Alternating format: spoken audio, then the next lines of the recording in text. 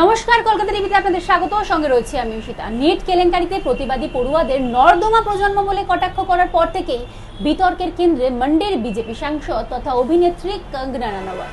পরবর্তীতে অবশ্য তিনি নিজের মন্তব্য থেকে সরে এসে যুব সমাজকে দেশের শক্তি বলেছেন, যদিও তারপরও কিন্তু বিতর্ক এক ছিল থামেনি। উল্টে যোগগুরু রামদেব বাবার মন্তব্যে কিন্তু এই যে আগুন তাতে নতুন করে ঘি পড়ে। এক সাক্ষাৎকারে কঙ্গনার বিকৃত মানসিকতা ও তার শৈশব ও যৌবনের নানা কর্মকাণ্ড নিয়ে প্রশ্ন তুলে বিজেপির কেন্দ্রীয় নেতৃত্বকে পদক্ষেপ নেওয়ার পরামর্শ দিয়েছেন রামদেব বাবা। সনাতনী যোগগুরুর এই ব্যক্তিগত আক্রমণের পর থেকেই দুজনের মধ্যে কিন্তু বাকযুদ্ধে উত্তাল হয়েছে নেটপাড়া। যদিও রামদেব বাবার ব্যক্তিগত মন্তব্যে চরম ক্ষুব্ধ হয়ে পাল্টা কড়া প্রতিক্রিয়া জানিয়েছেন কঙ্গনা রানাওয়াত। কড়া সুরে তিনি বলেছেন, বাবাজি, আমার যৌবন আর বেডরুম নিয়ে দিবাস্বপ্ন দেখা বন্ধ করুন। শুধু তাই নয়, সাম্প্রতিক এক সাক্ষাৎকারে চরম ক্ষোভ উগরে দিয়ে যোগগুরুর উদ্দেশ্যে প্রশ্নও ছুড়ে দেন তিনি। আপনি কি বাদুড়ের মতো আমার বেডরুমে ঝুলেছিলেন যে আমার ব্যক্তিগত জীবন সম্পর্কে এত খবর রাখছেন? পাশাপাশি রামদেব বাবার আয়ুর্বেদিক যে ব্র্যান্ড পতঞ্জলি এবং তার ব্যবসায়িক মানসিকতা নিয়েও জোরালো খোঁচা দিয়েছেন অভিনেত্রী তথা সাংসদ। এবং উভয় সনাতনী মতাদর্শের হওয়া সত্ত্বেও কেন এই দ্বন্দ্ব, এই প্রশ্নের জবাবে কঙ্গনা রানাওয়াত তিনি স্পষ্ট জানিয়েছেন যে রামদেব বাবা আজ ব্যবসার স্বার্থে সনাতন ধর্মের মূলনীতি থেকে সরে গিয়েছেন।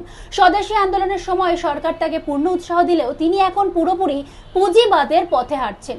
আয়ুর্বেদ ও যোগ ব্যায়ামের আদর্শ ছেড়ে তিনি এখন গেঞ্জি এবং অন্তর্বাসের ব্যবসায় নেমেছেন বলেও তোপ দাগেন কঙ্গনা রানাওয়াত তথা মন্ডির সাংসদ তথা অভিনেত্রী। তাকে পাক্কা ব্যবসায়ী আখ্যা দিয়ে কঙ্গনার বার্তা যে ব্যবসায়ী হওয়া অপরাধের নয়, তবে তার জন্য সাধুর ভেগ ধরা কিন্তু অবিলম্বে বন্ধ করা উচিত বলেও তোপ দেখেছেন কঙ্গনা রানাওয়াত। অন্যদিকে কঙ্গনার লাগাতার আক্রমণের মুখে পড়ে বিতর্কিত যে অধ্যায়টি সেটি কিন্তু এখানেই শেষ করতে চান যোগগুরু। সংবাদ মাধ্যমের মুখোমুখি হয়ে তিনি পাল্টা স্পষ্টভাবে জানিয়ে দিয়েছেন যে তিনি বিষয়টি আর বাড়াতে কিন্তু কোনোভাবেই আগ্রহী নয়। তিনি এই বিষয়টি আর বাড়াতে আগ্রহী নয়। দেশের প্রতি তার অবদান এবং তার পরিচয় সম্পর্কে গোটা দেশ অবগত। তাই এই ধরনের মানুষদের নিয়ে তিনি নতুন করে আর কোনো মন্তব্য করতে চান না।